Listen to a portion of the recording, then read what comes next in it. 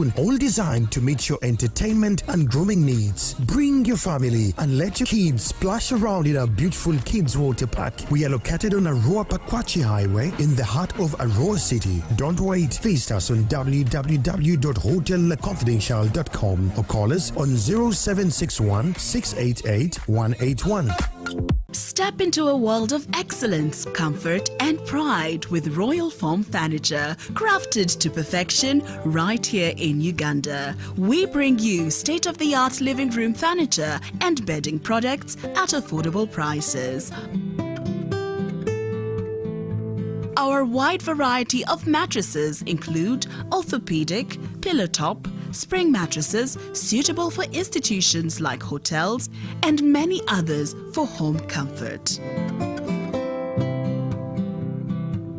With every piece telling a story of royal excellence, our products are built with the highest quality materials made to last. Experience royalty with Royal Foam Furniture, proudly made in Uganda, so buy Uganda and build Uganda.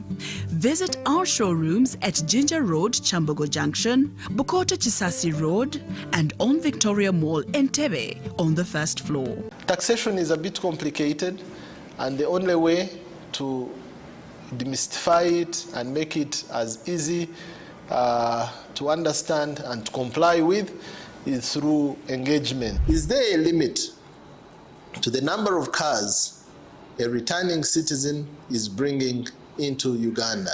Who has paid the excise duty on this water is not the supermarket which has sold you this bottle at 1,000. It's not the business. It is the man who is going to drink this water. We strongly believe that it will only be through such constructive engagement that we'll be able to broaden our tax base and build our country together. Buza Kamiso now. Now you can get direct answers.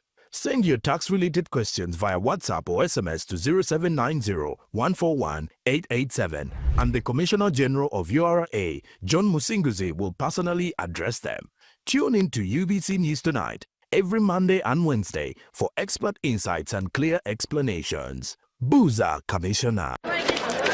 Juko. Yo. Check the shopping, man. What's your secret? Haven't you heard of the Parish Development Model PDM? Yes, I did, but I thought it was just a talk. No, Sebatia. It is real. I and a few friends together formed a circle, accessed money from the PDM, invested in a portrait project, and now things are moving. Juko. I thought I was one of your friends. You are. But you left me behind. I didn't leave you in poverty. What you do, just visit your LC2 chairperson and your parish chief and start the process of economic transformation. Just like that. The Parish Development Model is an initiative from the government of Uganda through the Ministry of Local Government designed to transform all lives of Ugandans for the better. PDM, my parish, my development, my life. In a nation hungry for truth, a world where every story matters, there exists a beacon of trust and reliability. For decades, they've been our voice and our window to the world, holding the mirror of our history. With 4 TV stations and 11 radio channels spanning 27 languages, they stand as guardians of information, defenders of truth.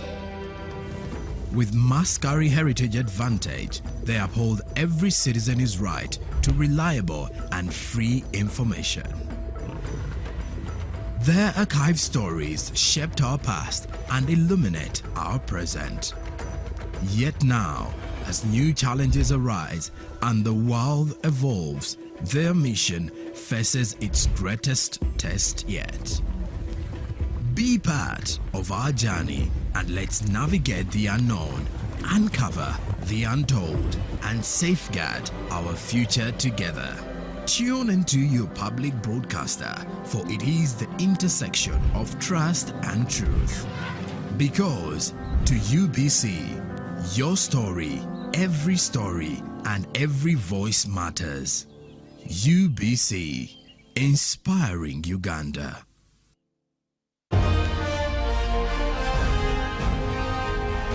Live from UBC Studios in Kampala, This is Good Morning Uganda Extra.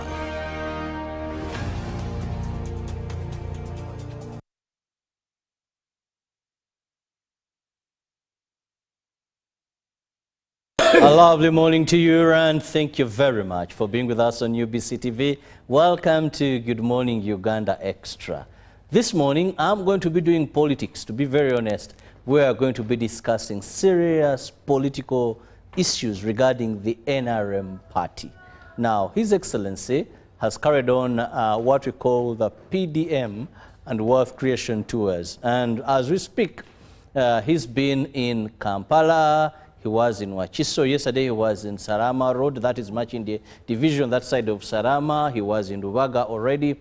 Now, what is most important is, if you've listened to his messages in Kampala, to be very specific, he's been telling the people of Kampala that this time around, do not vote opposition politicians.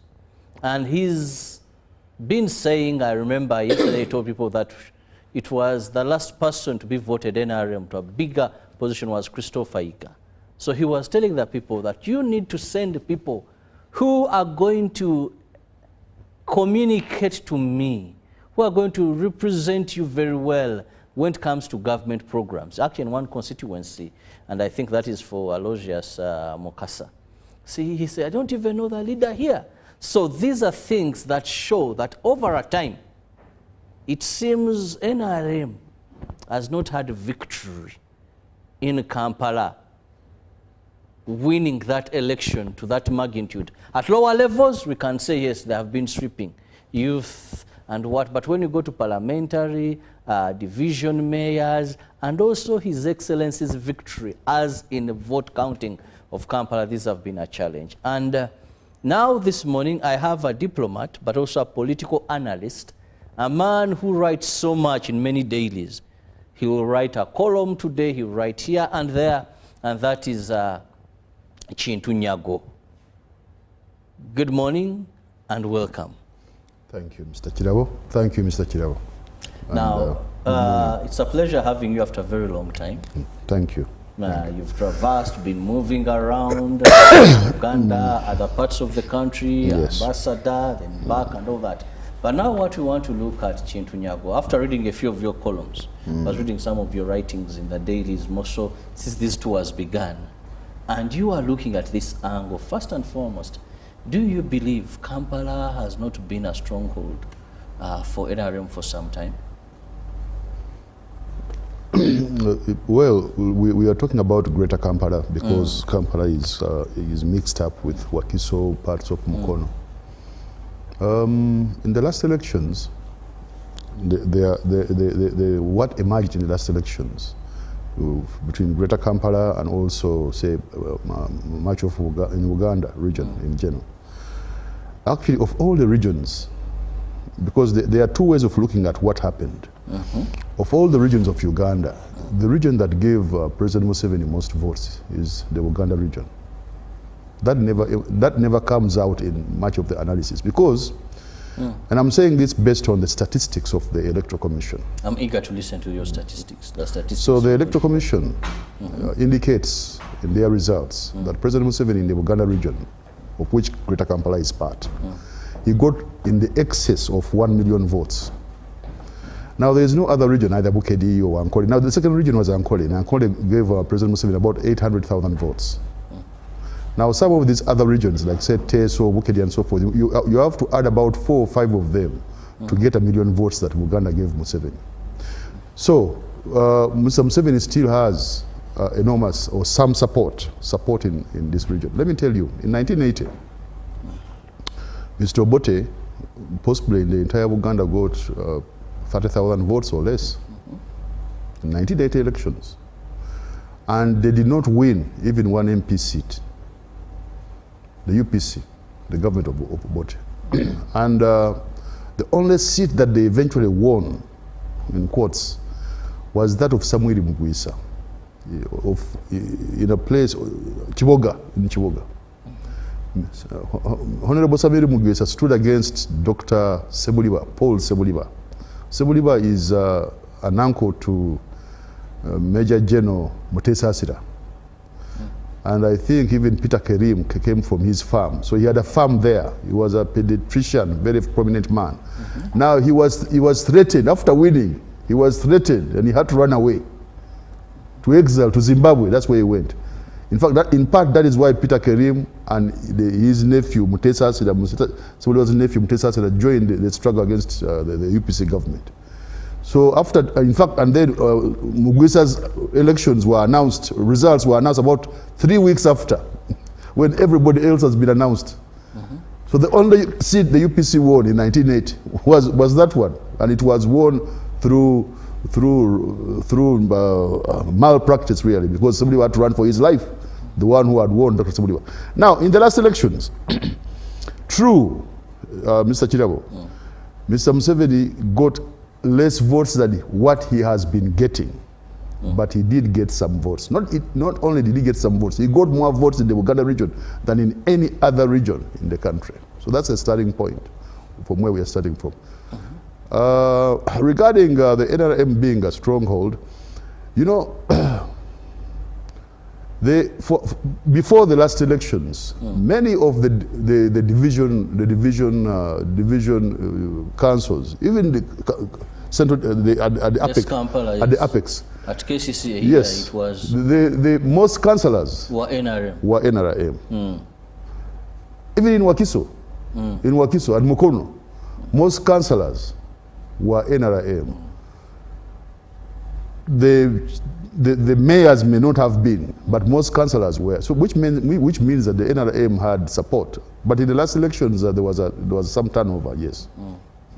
Now, talking about the turnover, today we've seen him calling upon the residents in these various areas within the Greater Kampala and Kampala to vote NRM, saying this time, please make sure you send me people we can work with, and showing failures in these areas because of voting for the opposition. The last election wasn't that very good in your favor as people of the NRM, in terms of MPs, in terms of councillors, and you've said that the president got more votes actually in this area, the Greater Kampala. In the Uganda region. In the Uganda region. But now we want to cut, Uganda is quite broad. True. We want to look at the 5 divisions of Kampala. And what is supposed to be. And also maybe, but the 5 divisions, Machindi, Rubaga, Kawempe, Kampala Central, and Nakawa. Now, Chintu Nyago, this is the heart. This time around, what strategies and what gives you the confidence to say that this time around we are going to recover Kampala? Well, to start with, Mr. Chirabo, you must be hopeful. You must be hopeful in life. Otherwise, there's nothing as bad as losing hope. So, as a political party, the NRM indeed has to be hopeful. But you cannot live just on hope. You must also have policies. Now, the advantages for the NRM, one of which is they have an experienced leader or leadership. That's important because, you know, there are some parties that may win, but they have no clue about what to do. Like NUP, for example. Some of their leaders have no clue about exactly what policy their constituents want and so forth, but they are mesmerized with winning. Now, that's not the case with the NRM, with at least President Museveni. Secondly, they have good policies. You look at their manifesto and so forth, or the government of Uganda's policies. They are good policies. Now, that's a very good start to have good leadership. Number 2, to have policies to implement, because politics is about policies also. But number 3, they are in power. Because had it been the opposition and you have good policies and good leaders, you can't implement them. You could possibly inform debate in parliament or in the councils, but you can't implement. But in this case, the people we are talking about, they are the incumbents. So they have the opportunity to ensure that they implement their good policies based on their good leadership. Now, there's something else, Mr. Chirabo. Prior to this campaign, Mr. Museveni and his wife, Tukololo, should we call it repent, or came out and said that there is need for renewal in this region. There's need to reevaluate whatever has not been going on well, and there is need for renewal. That's good. So that's a good start, Mr. Chirabo, because the person, the incumbent, the one we are talking about, has new energy, has a new vision. It happens, even in the Bible. Saul became Paul. And Paul is the most articulate and most referred to apostle. Most of those gospels are for St. Paul, Galatians, Corinthians 1, and so forth. So now, Mr. Museveni, in broad daylight with his wife, said he wants to renew his attachment, with the people of Uganda and Kampala. And also, you find that the party has been creative. It has come up with party elections. None of these other parties are holding an election. Those have been there before. It's not a new thing. Yeah, but the vigor, I'm sure you must also, since you follow these things, you must see that the vigor is quite... people were saying that the NRM is no, but you could see that the vigor all over the country. There are some mishaps, but by and large, the enthusiasm is high. So that is a good start. Now, Mr. Chirabo, at the moment whereby we have mentioned what we have mentioned, what is the state of the opposition? Because if you are to win, if the NRM is to win, they are competing against the opposition. As you would appreciate, Mr. Chirabo and the viewers, the opposition in general is in implosion. While the NRM is reorganizing itself, the opposition is imploding. Look at NUP. NUP has imploded. Some of its top leaders, who are very credible, like Mpuga, have left, and others, they have left the party. Look at the DP. The DP, you know, the DP used to be known to be a party of brain power, a party of Mazimanebwe Nkanya. But in Mbarara, people were shocked what was going on. In the Democratic Party elections. Fist fighting, carrying of boxes by goons. So now, I mean ballot boxes. So the DP is imploding also. Look at the FDC. It's a shadow of itself. So now, Mr. Chirabo, that is the competition the NRM is going to be engaging with, while the NRM seems to be reorganizing itself.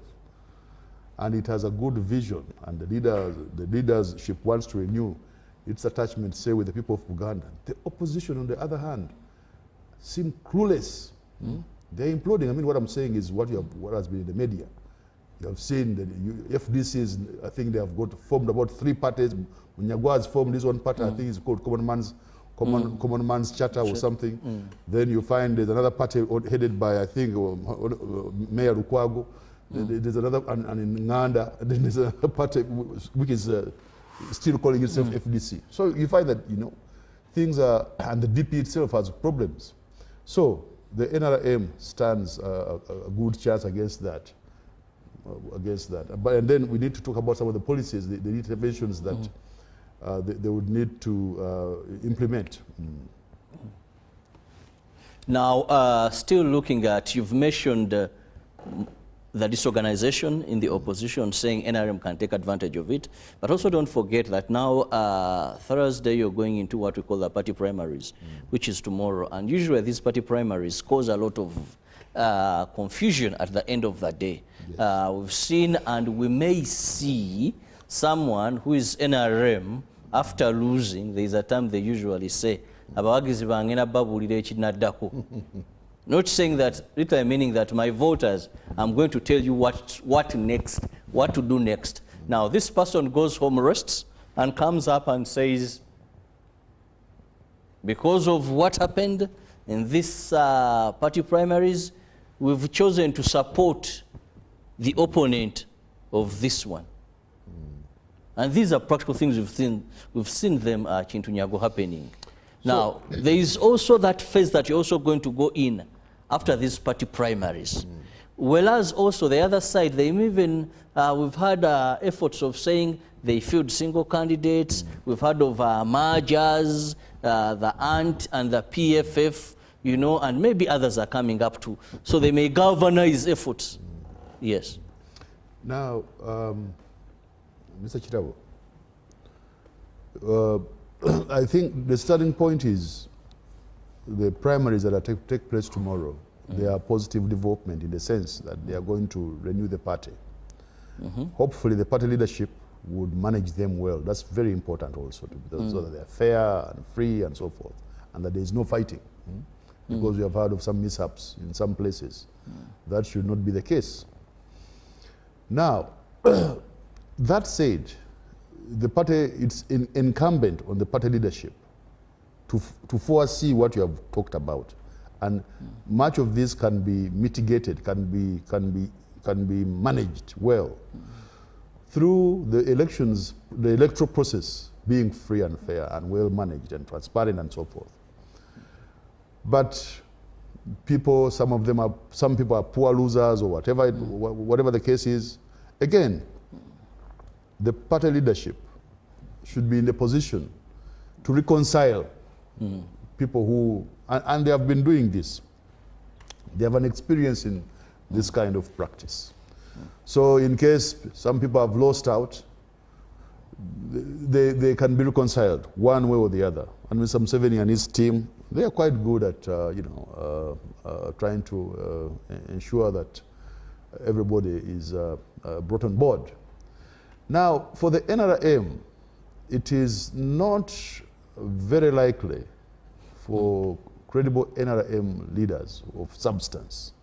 After losing, they may lose, but it's unlikely for them to cross, say, to FDC. That's rare. For a whole variety of reasons, one of which is Mr. Museveni has state power, and he has the power of patronage. So, assuming you want to grow your political career, and you are an ambitious politician, you are most unlikely to grow it through the FDC in today's Uganda. So you'd possibly want to be placed somewhere on a board or whatever it is, or even to, as I've said, to grow a political career. So, and that is why the power of patronage, that it's worldwide, it's used by people who are in power to ensure that they glue together their political support and so forth, or to hold together the country. So, true, there may be some, some bad losers. It happens, but I'm of the view that the NRM leadership has the capacity to manage post-elections contradictions, to ensure that the people who have lost out are somehow brought on board and we move on. As Mr. Museveni keeps on reminding us, his house has got many rooms. So those rooms can definitely be filled, can be accommodate. Some of our sisters go. Yeah, there is this offer for you. Exactly. Some of these sisters and brothers who have got what it takes, but have not won for this or the other reason. Another likely scenario is that many of these NRM who may lose, rather than joining the opposition where I don't see them doing that, most of them, they are likely to stand as independents. That is a culture we have had in this country. Oh yes, many of them, a number of them are likely to stand as independents. Some may even win, and so forth, and contest against the flag barriers. And there are some NRM leaders also who have opted not to go to the primaries and just want to stand as independents because it's an expensive or a very much engaging process to stand in the primaries. Well, we'll be going for a very short break, and when we return, I and my guest, we shall still be discussing more regarding NRM and their victory. Can they regain Kampala after what happened in the previous election? I have Chintu Nyago, a diplomat and also a political analyst, with me in studios. We return shortly. This is Good Morning Uganda Extra.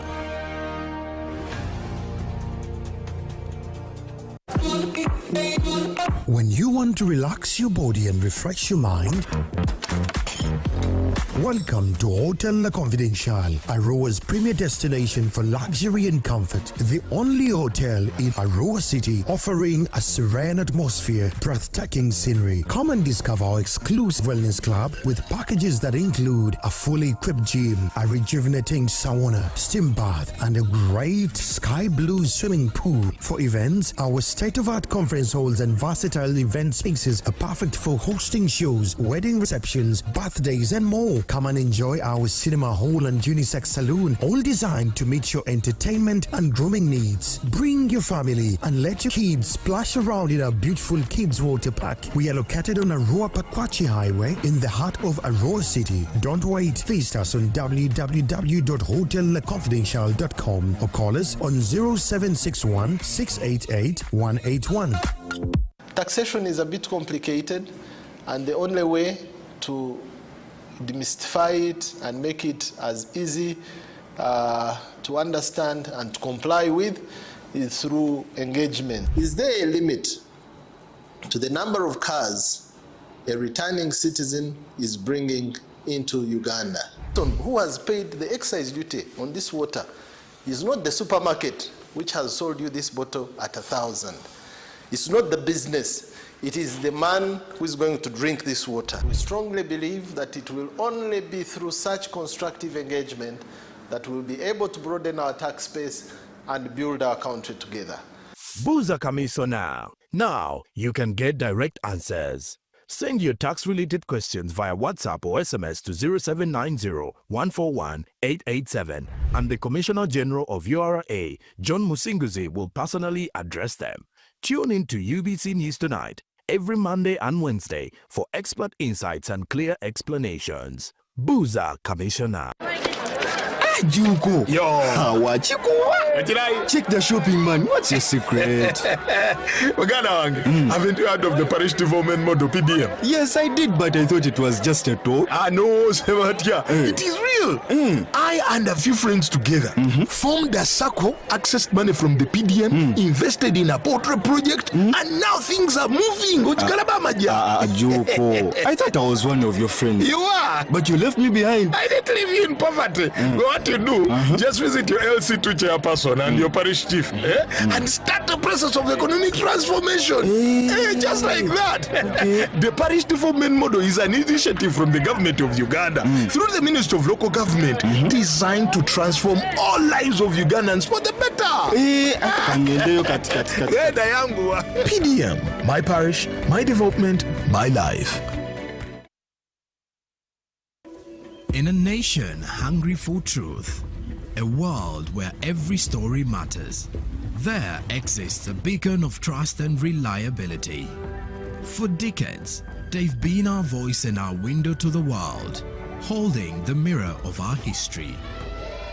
With 4 TV stations and 11 radio channels spanning 27 languages, they stand as guardians of information, defenders of truth. With Mascari Heritage Advantage, they uphold every citizen's right to reliable and free information. Their archived stories shaped our past and illuminate our present. Yet now, as new challenges arise and the world evolves, their mission faces its greatest test yet. Be part of our journey and let's navigate the unknown, uncover the untold, and safeguard our future together. Tune into your public broadcaster, for it is the intersection of trust and truth. Because to UBC, your story, and every voice matters. UBC, Inspiring Uganda.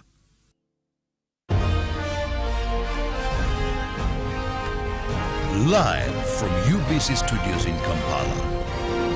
This is Good Morning Uganda Extra.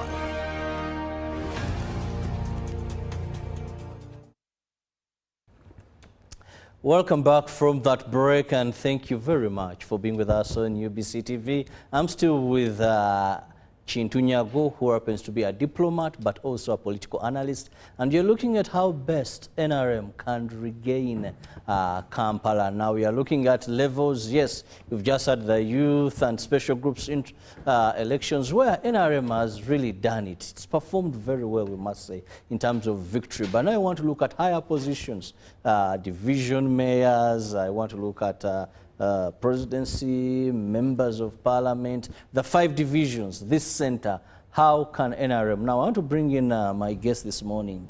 You see, saying that we will, but let's look at which strategies have you put in place, Chintu Nyago, that you can cling on and say, this time around, we will make it. You're very right. I mean, but it's important to have the right orientation, which the party has. As you have mentioned, we have discussed earlier, and the president's bid to renew his covenant with a social contract with the people of Uganda in general and Kampala, or Greater Kampala in particular. So some of the things, but now, as I've said, Mr. Chirabo,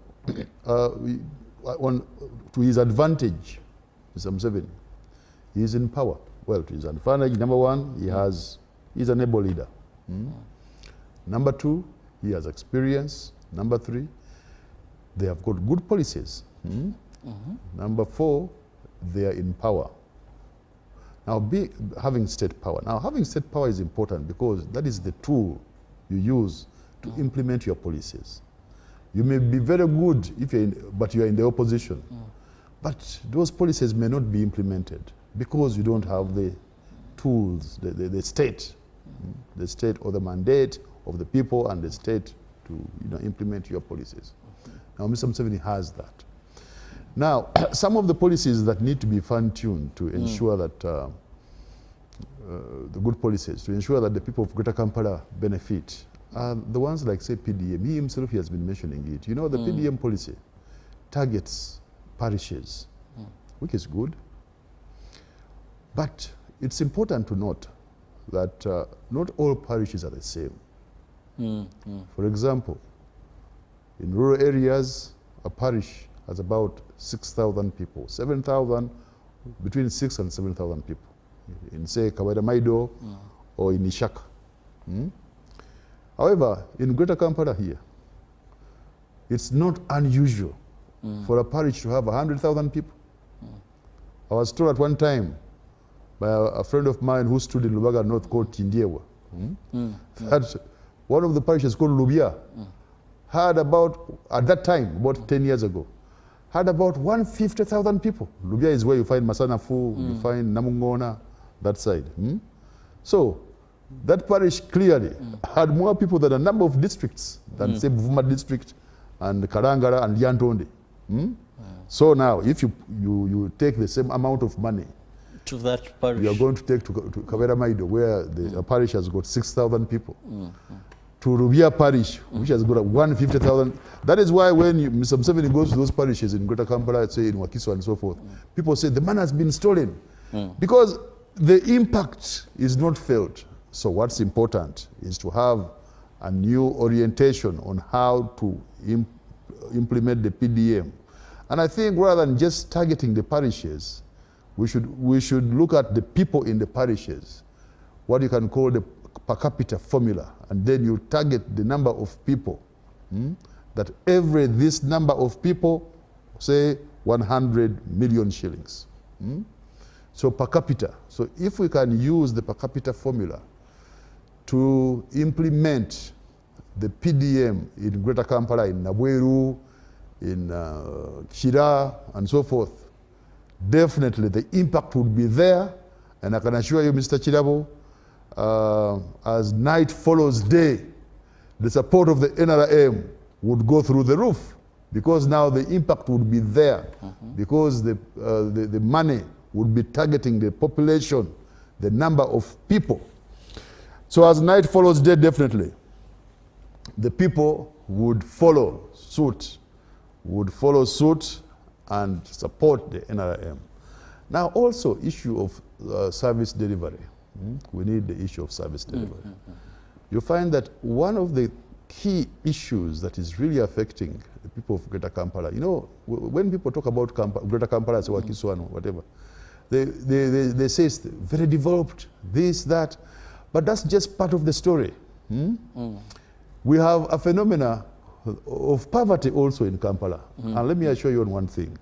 Urban poverty is more acute than rural poverty in most areas of Uganda. For example, if I'm in Nakasongola and I'm poor, I can get some fish from River Sezibwa, because River Sezibwa passes freely in Nakasongola. Or Lake Choga can go and get some. That's why you find children near the you know the lake shore. The landing sites. Yes, they may be say 5-year-old. He or she may be naked, but they look healthy because the protein they get from the fish. They are not hungry. They don't have kwashako and so forth. Now in Kampala, if you have no income at all, and most people are really damned poor, you just go behind those buildings in Kisenyi and so forth, or in Machinde there. Or in Wise, most people are damned poor. Now, if you have no income, people don't eat. You see? So now, and then they can't even afford to send their children to school if there is no government school in the area to provide universal education. So what we need to do, bearing in mind that our administrative units are large, villages are large, sub-counties are very large, the government should consider, with its beautiful policies of universal education, to access schools to the rural poor, to the urban poor of Greater Kampala, by building more primary schools to ensure that the children of the poor, as they say, that can only happen if the schools are there, but we cannot have Bonabasome through just sloganeering. We must have schools. What do we have now? Don't you have schools for the urban poor? And if you're looking at 2026, is it practical now? The solution? Mr. People are rational. If, for example, the policymakers come and say, so-and-so in Mubaraka zone or wherever, we are going to build a school, and measures are put in place, people get hope. Well, we would definitely know that the government is not God. You know, it's in the Bible whereby God said, let there be light, and there was light. Let there be water. No, we know that the government cannot immediately implement like in Genesis 1. But that said, the government is next to God because it has the capacity, as I've told you. It has got the machinery of state, so they can come up and say, Samson himself said that he's not nearer to God and so forth. So now, what can happen is, if they promise, if there's a policy shift, policy change, that can be felt through, say, structures being put in place and so forth, and people are rational. They will say, then, as I've said, hope is very important. Then they will, through that hope, that would help. And incidentally, Mr. Chirabo, the world is not going to come up to an end in January next year after we vote. No, the world is going to go on. So these schools were not just meant for years. Yes, they are meant for posterity, for the future. So government should consider its policy of providing accessible schools for the poor, primary and secondary, in Greater Kampala, in Wakiso, in Greater Kampala, those divisions you have mentioned. That definitely would over time ensure that the support of those people, because a lot of people's money goes in school fees. Most of these private schools, they are sharks. They are in Shakespeare. There's a play called Merchant of Venice. Most of these schools are owned by people like Shylock. There's a man called Shylock who was who was in the Merchant of Venice, a moneylender called Shylock. So most of these schools are behaving like moneylenders. No ethics for education and so forth. So what we need to do now is to have universal education. Universal education that ensures that the poor or Ugandans, not just the poor, the Ugandans can access good government education. But this can only happen if more schools are built, say, in Greater Kampala. Well, we are still looking at some of the measures, if well implemented. Chintu Nyago, who is my guest today, a political analyst and a diplomat, believes that then they will have overwhelming support and victory in Kampala as the NRM. Please continue. Yes, but also, as you know, in Greater Kampala, there are very few places where you find people with what you call bibanja, or plots of land where they can dig, where they can dig a banana plantation or grow coffee or whatever, or grow some cassava. So the only way, unlike say in Nakasongola, assuming you have no job, you can become a subsistent farmer, and then you can have something to eat, mahogo. Or you can go to River Sezibwa or Lake Choga, and you get some fish and you eat. Mukene, if the things are very bad. Then in Nakasongola, there's even grazing land. You can also graze your goats. So, but in Kampala, there are no such resources. As a result, the only way the youth of Kampala can join the market is through acquiring of skills. And how can they acquire these skills? Well, we need government primary education, schools, number one. We need government secondary education, number two. But also we need TVET colleges, or TVET schools, TVET colleges, or what we call technical colleges, TECO, what we used to call TECO. We need those aplenty in Greater Kampala, because the women, the female youths and the male youths of Greater Kampala, the only way they can survive is by having a skill, to offer a skill to the market.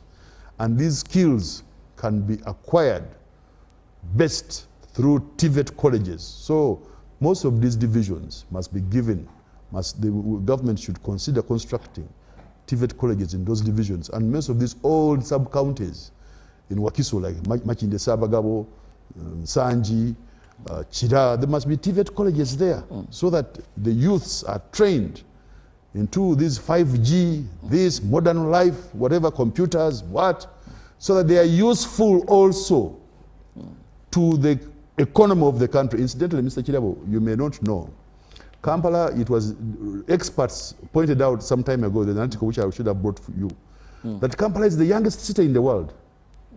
Yes, the youngest. When you look at... In terms of population? In terms of the composition of the demography, in terms of, if you get the 100% of the people in Kampala, the majority of them, say 75%, if not more, are between the ages of 1 and 35 years old. So that's why there are so many. So it's a very youthful. Now, this can be a plus, but it can be a challenge. It can be a negative time bomb. It can be a time bomb if the leadership does not come up with the appropriate policies to manage it. You see, otherwise, an enlightened leadership like the one we have for the NRM, for instance, President Museveni and his team, if they follow up with their policies, this can be harnessed. This is energy. Let me tell you, Mr. Chirabo, there are some countries like South Korea now. It has been predicted that they're going to become extinct at this rate because they're not producing children. The women don't like to produce children at all. I don't know what the men are doing. Possibly the men are also not interested. So at this rate, it has been, anticipated that in 50 years' time, South Korea would lose people. They would begin losing population. Even China, they know they had come up with a one-child policy. Now they stopped. They stopped that one-child policy. They're encouraging people to have more children, but the people have refused to produce children because they are used to the one-child policy. Now Uganda is the opposite. You see.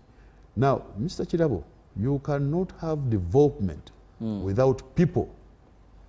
That's why you find that most of But you need quality and quantity. Without a doubt. Without a doubt. Quality also. And we may, when I go down Kampala, when I go to the various slums, when I move on the streets, I see so many youth, Chintu Nyago, that are now a problem, and I highly doubt their choice of voting to be favoring you, that whose destiny, whose future whose tomorrow is not known at all. Okay, some of the interventions we're discussing here and in government policy can assist to uplift, to give hope and direct those youths. These are manageable issues. That's why people go to politics, because politics is the management of society. So people go to politics not just to eat, but to manage society and ensure that society moves forward. As I was telling Mr. Chirabo, many of the countries that have emerged as superpowers, they have large populations. China, for example, or India is emerging, or the USA, or the Soviet Union, or Russia. You would hardly find a country of 1 million people, or like say Comoros, becoming a superpower. Never.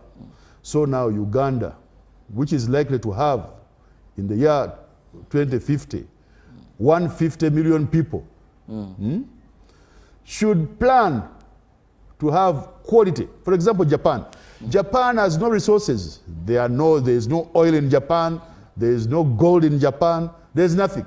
What Japan has got is one thing: people, human resource.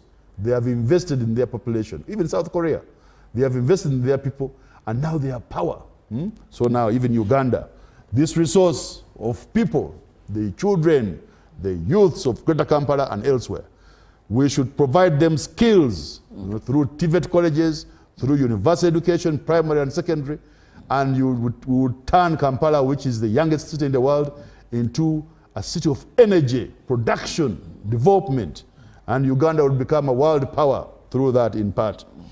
So now, Mr. Chirabo, we also need other services, like say in this Greater Kampala, for us to have traction, to have the support of the people. We need to provide health services.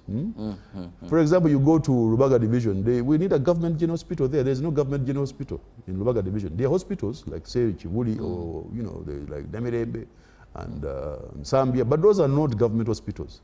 We need government. Why government general hospitals? Because they offer free services, and they're usually quality services, unlike some of these clinics you find all over the place. So we need government general, and because government general hospitals are standardized also, there's standardization of quality.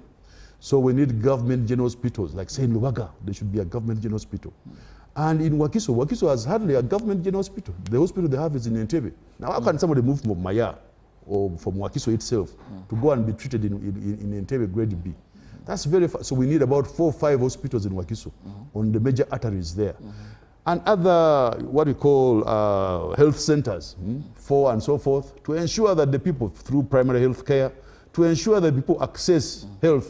Those are some of the things, Mr. Chirabo, because those poor, the urban poor, they spend much of their money through paying these Shylocks who own these schools, who just demand whatever hefty school fees to the urban poor, and they end up selling whatever they have, what they call in economics asset stripping. You end up selling your small property, your chibanja, so for the child to study in nursery. Can you imagine? Or primary school. So now we need government schools to stop that kind of practice. We also need hospitals to ensure that people can go to cheap or free health care services in the urban Greater Kampala area. Now, you've given us the strategies. Unfortunately, we are running out of time. But Chintu Nyago, as a political analyst, looking at the various regions of Uganda, we've had voting patterns differ. Now, if you look at the people in northern Uganda, their voting is different from the people of western Uganda. It's very different from the people of the central here. And sometimes I ask myself, what do voters in the central really vote for? Do you have an answer to that? Yes. Because that will give you, you've talked about these services, but you find even where they are not that effective as they are in Kampala, people are voting for you. When you come to Kampala, yes, you might say it's a drop in the ocean, but at least they are relatively there, and people are not voting for you. You find Kampala, Greater Kampala is not just a drop in the ocean, because the population of Kampala and its surrounding areas, Wakiso, Mukono, is about 5 million people. That, Mr. Kirabo, is about 10% of Uganda's population. 10% of much of the economically productive population. So really that's a very critical stakeholder in the national politics of this country. And it informs also other political articulations countrywide, because These people are not just all born here. Many of them come from Bushenyi, others come from Kabera Maido, others come from, and they are all here. You find a place in Kasoko, so I think you find there Acholi zone. And so all these roads, when you go to Masaka Road, you find Meniba Chiga there. When you go to Burenga, there are Meniba Toro, and so forth. When you Hoima Road, and so forth. So all these roads have got Ugandans. The cosmopolitan Uganda is found in Kampala.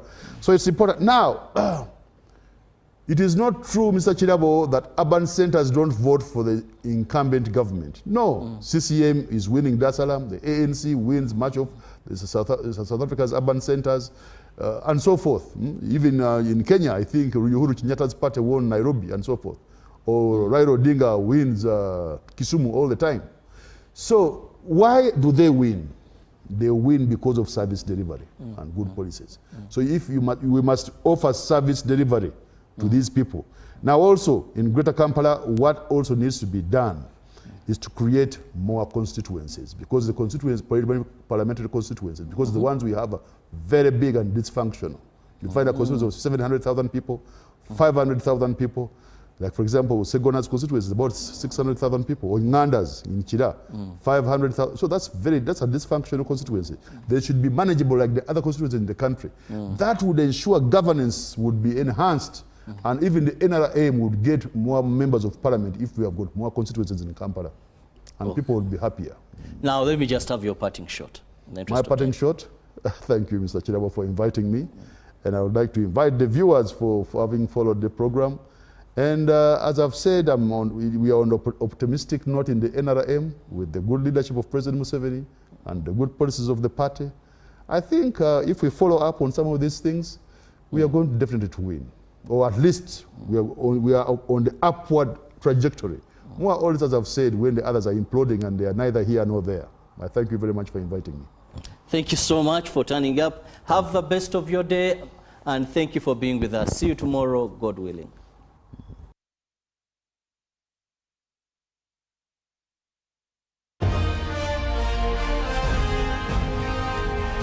Live from UBC Studios in Kampala, this is Good Morning Uganda Extra.